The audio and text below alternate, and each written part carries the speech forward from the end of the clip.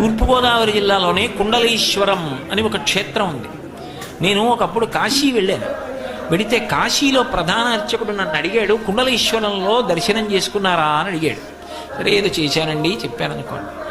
చాలామంది కుండలీశ్వరం చూడకుండా కాశీ వస్తారు ఎందుకండి అన్నాడు. ఆయన అన్నాడు, కాశీలో ఉన్న మేము కుండలీశ్వరం దర్శనానికి వస్తాం, అక్కడ ఉన్న వాళ్ళు కుండలీశ్వరం దర్శనం చేయకపోతే ఎలా? మార్కండేయ స్థుతిలో చంద్రశేఖరాష్టకంలో ఉంది కుండలీశ్వరుడి గురించి. కుండలీకృత కుండలేశ్వర కుండలం వృషవాహనం నారదాది మునీశ్వర స్తుత అని మార్కండేయుడు స్తవం చేశాడు. ఇప్పటికీ శివలింగం యొక్క పైభాగం మకర కుండలం ఎలా ఉంటుందో అలా ఉంటుంది, అందుకు కుండలీశ్వరం. నిజంగా అక్కడ గోదావరి ప్రవాహం ఉంటుంది.